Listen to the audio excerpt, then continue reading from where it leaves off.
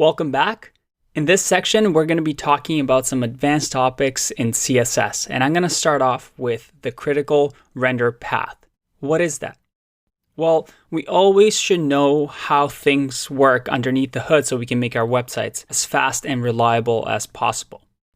So based on what we've built in the previous section, let's look at what's happening underneath the hood. We are going to our website, and ideally our website will be on a server, and I'll show you how to do that later on in the course. For now, it's just our computer, but let's pretend we have a server where our files are hosted.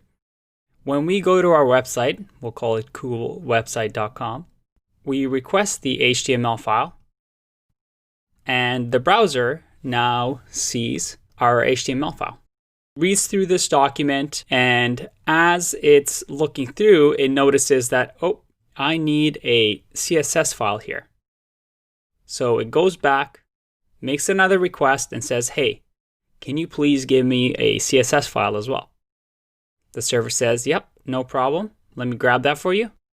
Grabs the CSS file. And now it starts looking at both the HTML and the CSS file to try and figure out how the web page should look. But then it also notices that, hold on a second, I need some fonts as well. So it goes to this address and looks for a font. Again, the website now asks the website that the fonts are hosted at. In our case, it's the Google API, and it grabs the font file. Now here's the thing. While it's grabbing the font file, it could render the page, and rendering means displaying. So it could display the website if it only has the HTML and CSS, but it might not show up the text because the text is looking for the font file. So when we talk about the critical render path, we like to mention that CSS is a render blocking file. So you won't be able to render a web page until you receive your CSS.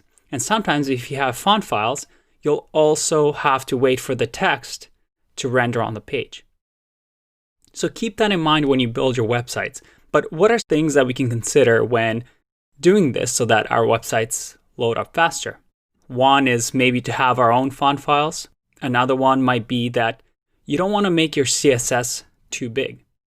If we had hundreds and hundreds of lines of code of CSS, well, the file gets bigger and bigger, and it's more and more that you have to transfer over the wire. One method that people have used, and you'll see often, is something called minifying your CSS. And if we open up a browser here, you can do something called CSS minify.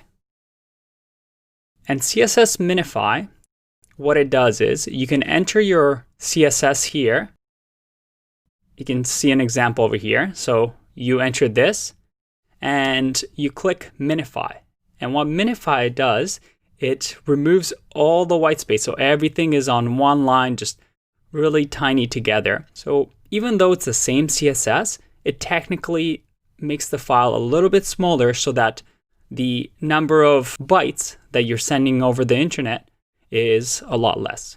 And you'll see that technique used in JavaScript as well, and we'll talk about that in that section.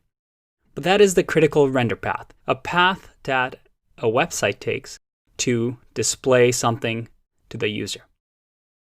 I'll see you in the next one. Bye-bye.